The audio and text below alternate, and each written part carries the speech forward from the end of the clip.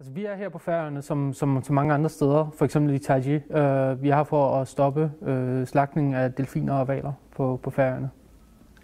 Men altså, jer der er her nu, det er, hvis jeg har forstået det rigtigt, sådan en fortrop til sommeren, eller bliver I her nu og indtil Vi er en fortrop til sommer, hvor vi kommer til at, altså lige nu der render vi rundt og kigger på de forskellige steder, som der nok også er mange, der har lagt mærke til. Hvordan er I blevet modtaget? Vi blev modtaget meget rart faktisk. Der har ikke været særlig meget, hvad vi regnede med var negativt. Der har vi faktisk fået nogle rigtig positive anmeldelser eller ankomst, så det var. Men hvad er det så, I vil? Jamen altså til sommer, der er vores mission jo at stoppe hvalfangsten helt, ligesom vi gjorde det i 2011. Men dengang, da I var her, der skete der jo ikke rigtig så meget. Nej, og det er også vores plan. Vi er sådan men lidt. Det var jo fordi, der var ikke nogen hvaler, der kom tæt på øerne med jer, altså. Ja, det siger man i hvert fald. Det tror jeg ikke på. Det tror vi ikke på. Så vidt vi forstår, så er det meget sjældent, at det sker. Og at det skulle være kædet sammen på den måde, det er ikke rigtig noget, vi hører efter, nej. Men hvad sker der så, hvis der kommer en gruppe hvaler? Hvad gør I?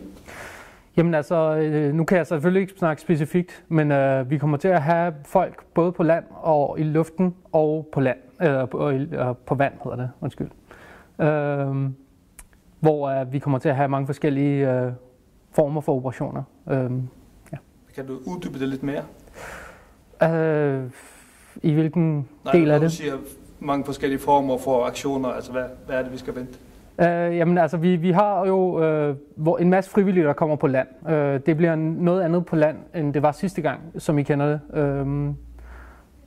det. Vi kommer til at have rigtig mange frivillige på land, som kommer alle sammen til at rende rundt med kameraer.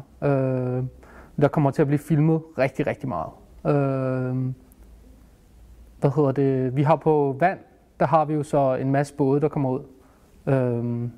Når du siger rigtig mange, hvor mange? Vi forventer mellem 300 og 500. Mennesker? Ja. Og hvor skal de bo? Vi har nogle steder, hvor vi skal bo. Og hvor kommer de fra? De kommer fra hele verden. Det er hele vejen fra Australien til USA, til alle steder i Europa. Og er det sådan, at de har meldt sig til allerede? Eller? De har meldt sig til allerede, mange af dem, men der er stadig mulighed for at melde sig til jer. Og sådan noget som logistik og bespise så mange mennesker, hvordan gør I det? Det er noget, vi gør. Det er faktisk noget, vi er i gang med at forberede lige nu, men det er en del af noget, som vi har. Vil du sige, hvor de skal bo, eller kommer de til at bo rundt omkring? De kommer til at bo rundt omkring, men vi har også nogle specifikke steder. Men hvad er det, der egentlig er jeres problem med grindedrabet? Hvorfor må vi ikke dræbe de her hvaler? Det har vi gjort i hundredvis af år, det er det, vi lever af, eller har gjort i hvert fald. Ja, altså vi forstår jo udmærket godt, at det har været en nødvendighed tidligere. Det der er ingen tvivl om, og det ved vi også godt. Men altså, det er det 21. århundrede, og det har ikke noget sted her. Så vi har nul tolerance over for hvaldrab, og det gælder hele verden. Hvorfor er det kun hvaldrab? Det er hvaldrab, vi har nul tolerance over for. Vi er heller ikke, vi er også mod fiskerier, og vi er mod hajfangster generelt også. Men ja, hvaldrab, der er nul tolerance. Hvad er det, der er så specielt med hvaler? Hvaler er jo et helt andet dyr, end man som sådan lige kender fra havet. Der er mange, der bare forbinder alt, hvad der er i havet med fisk, men det er det jo i virkeligheden slet ikke. Hvaler er meget følsomme dyr. De har jo familiestruktur meget ligesom os selv. De ved, hvem deres mor og far er. De ved, hvem deres søskende er, og det rører dem hver gang, der sker noget med dem. Ja. Der er så mange, der siger, at svin eller grise for eksempel er meget intelligente. Ja, og man siger også, at hunde er meget intelligente, men det er et helt andet niveau, det her. Det er det? Det er et helt andet niveau. Det kan jeg bevise? Det er bevist flere gange. Ja. Men så kan vi også snakke lidt om bæredygtighed, for hvalerne er nu engang en naturlig del af det, som den ressource, som er omkring øerne her på Færøerne, og hvis vi ikke skal importere dem, så bliver vi nødt til at bruge det, som er naturligt for vores del af verden. Er det ikke rigtigt også, at vi skal spise det, som er en naturlig del af vores fødekammer? Altså, det er jo selvfølgelig altid en god idé, men verden vokser jo også. Og derfor kan det også hurtigt blive svært at brødføde så mange på en gang, ikke? Så der kan ikke være så mange her, eller? Hvad? Der kan ikke være så mange mennesker, jeg tænker. Altså hvis det ikke er nok, vi kan jo ikke altid spise. Der er ikke nok fårekød for eksempel, der er ikke nok fisk, eller? Det er rigtigt nok. Hvordan skal vi gøre? Men altså verden udvikler sig, som sagt, så er vi i det 21. århundrede. Så import og vi mener, ja, det er i hvert fald, hvad vi mener, ja. End det, som er naturligt omkring øerne. Okay. Men det er jo så ikke på grund af, at vi synes... Spiser du selv kød? Nej. Det gør I ikke i jeres fællesskab? Det er ikke en organisationsting.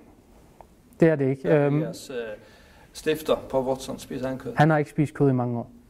I lever jo af fonds, eller det som I samler ind altså. Ja. Er det her en god forretning med grindedrab? Fordi når jeg ser, at de kommer så mange, og du siger, at I kommer flere hundrede til sommer, så tænker jeg, at så må det jo også være fordi, at det er noget, som I tjener penge på i Sea Shepherd. Det er jo ikke noget, vi tjener penge på som sådan. Vi er jo en non-profit organisation, som du også kan se på Charity Navigator. Jeg ved ikke, om du kender den side. Men vi er her jo ikke for at samle penge ind. Altså, hvor skal de penge også gå til? De går alle sammen til nye kampagner, nye steder. Så vi går udelukkende efter at dække vores omkostninger ind for at lave større kampagner. Men kan du lige sige noget om det, om det er noget, der fanger folk, der I samler penge ind? Om det skaber stor interesse? Jeg tror ikke... altså set i lyset af, hvad vi ellers laver. Sådan for eksempel i Sydhavet, hvor vi stopper japanerne fra at fange de store hvaler. Det er en af de ting, som bringer rigtig mange penge ind. Som selvfølgelig også koster rigtig, rigtig mange penge hvert år, så vi er ude og lede efter penge. Men set i lyset af det, så tror jeg ikke, at den her kampagne vil skrave så meget igennem, nej. Men du er sikker på, at der kommer så mange mennesker her til sommer? Det er hvad vi har fået af ansøgninger, og der kommer nok måske endda flere end det. Men der er nogen, der mener, at I egentlig er terrorister, altså en slags miljøterrorister. Jeres leder på Watson har jo også siddet i fængsel i Tyskland, var det vist nok, hvor han flygtede, og I har været med til at synke skibe og alt muligt. Er det ikke et element sandhed i det også, at I bruger nogle meget kontroversielle metoder, som man måske kunne sætte spørgsmålstegn ved? Altså, vi bruger kontroversielle metoder, det er der ingen tvivl om, men det er også det, der fanger medierne, kan man sige. Hvorfor er det vigtigt med medierne? Hvorfor det er vigtigt med medierne? Medierne skaber interesse skaber ny politik, og det er virkeligheden, det vi gerne vil ud i. Og flere penge? Ikke nødvendigvis flere penge, men ja. Men det er ikke det, vi er ude efter lige på det. Hvad kommer der ud af jeres kampagne på Færøerne, sådan rent mediemæssigt? Mediemæssigt? Rigtig, rigtig mange billeder, og så har vi jo de sociale medier. Og hvordan agter I at bruge dem altså? Altså, vi har jo allerede en masse Facebook-grupper, Twitter, en masse forskellige ting, hvor vi er ude på. Nu er du dansker. Jeg har ikke mødt nogen danskere, der har været med her for at agitere for Sea Shepherd før. Ja. Er det noget, du er stolt af, eller det er måske et dumt spørgsmål, men jeg kunne vente om at spørge, er det ikke noget, du kunne være lidt flov over at gå imod en del af rigsfællesskab på den måde? Jeg er flov over, at Færøerne dræber hvaler. Det er, hvad jeg er flov over. Og hvad med Grønland? Grønland? Jamen jeg synes heller ikke, det er okay. Det er en anden ting, men det er ikke okay. Hvordan er det en anden ting? Det er en anden ting, dels fordi det ikke er lige så mange. Altså det er godt nok udrydningstruede hvaler. Og ja, altså det er ikke en ting, som vi ser som okay på nogen måde. Ja. I var her i 2011, nu er I så kommet igen her i 2014. Hvad sker der i fremtiden? Altså bliver I ved med at komme på den her måde, eller hvad sker der nu? Så frem den her kampagne bliver en succes, så regner vi, så håber vi på, at vi kommer igen, med mindre selvfølgelig, at det stopper, hvilket vi jo håber på sker i fremtiden. Og hvilke forventninger har I om det?